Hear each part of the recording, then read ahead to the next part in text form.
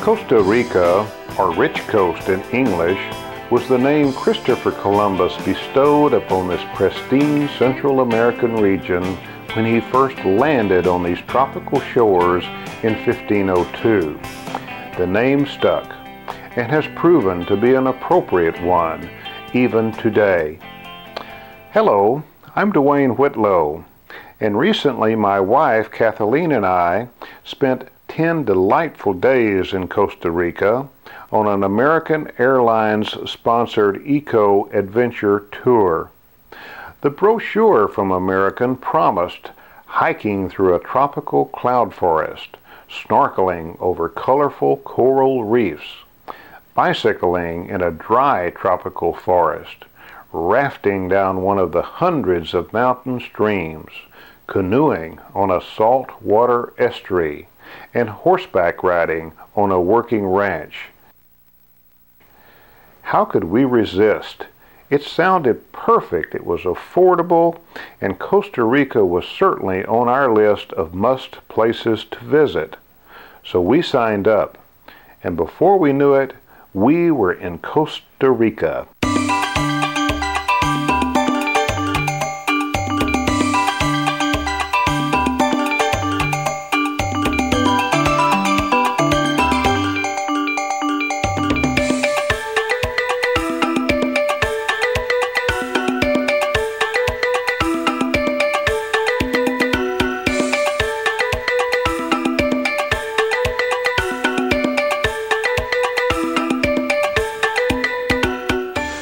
Columbus named this land Costa Rica, believing it to be rich in gold, or so he assumed from the many natives who met the admiral's ships adorned in the rare precious metal.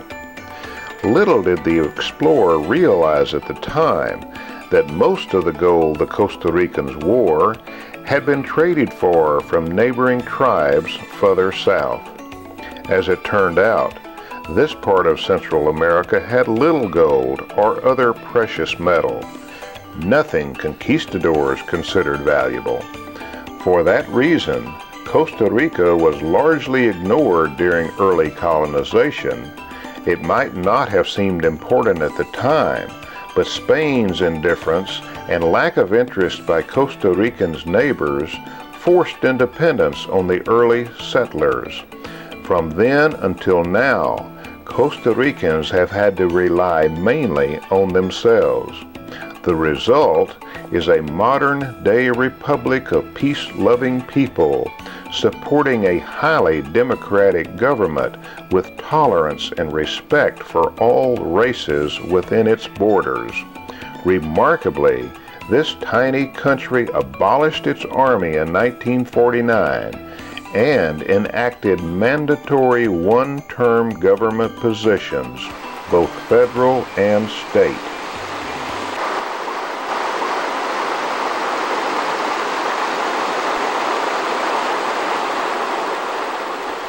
The rainforests of Costa Rica are not only beautiful, but vital to the world's ecology.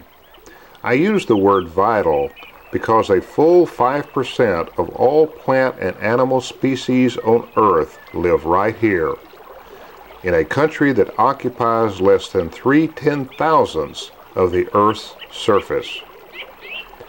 Most of Costa Rica's rainforests are located on the Caribbean side of the high mountains that divide this remarkable country. Remarkable? You bet. For no less than 27% of Costa Rica's land is protected, both public and private, from human exploitation. That means parks and reserves make up a quarter of this tiny country. That's more protected area per capita than any other nation in the world, including our own.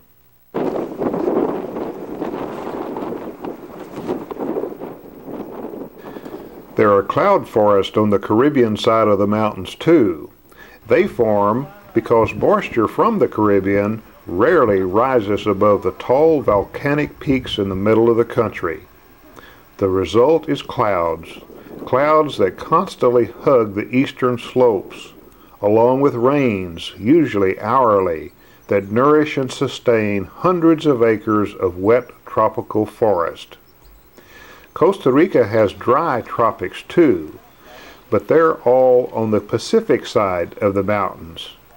And that's where we'll spend the rest of our trip.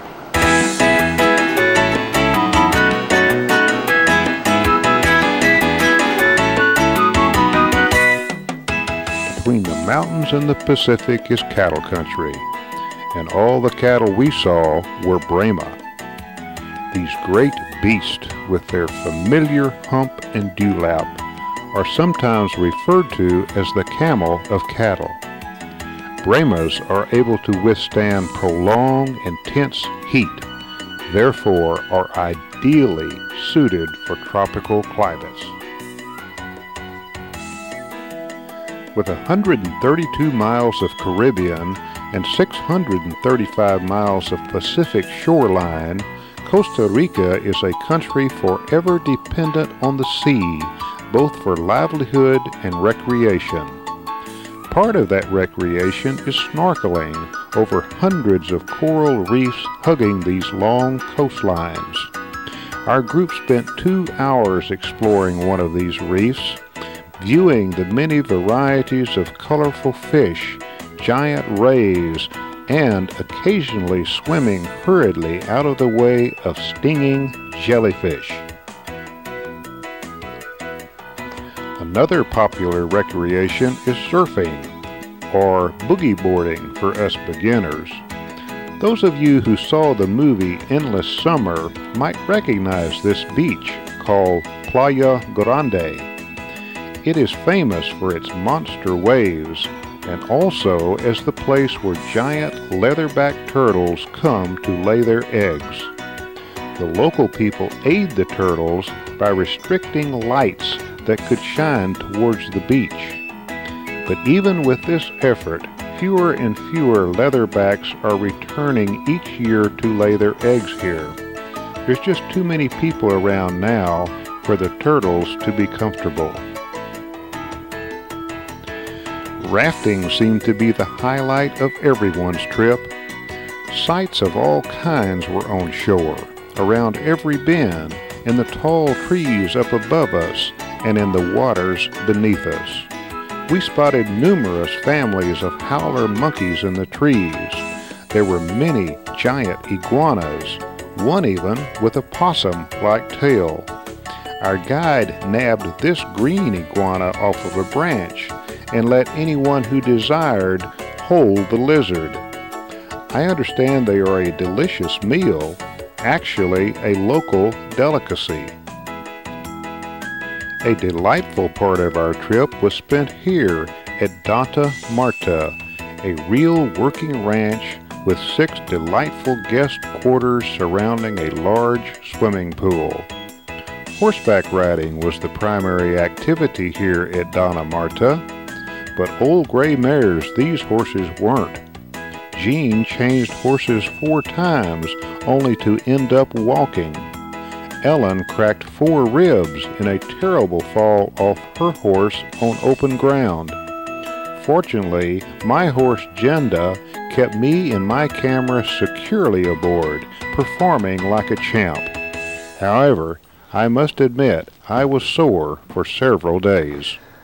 History tells us that Central America has always had economic insecurities, unstable governments, and wars of revolution that just seem to go on forever. Well, that's true, except for tiny Costa Rica. In fact, that country even defies description as a third world country. I'm very glad that Kathleen and I chose Costa Rica to visit during 1996. Would we recommend it? You bet. So, until our next video adventure, take care and keep in touch.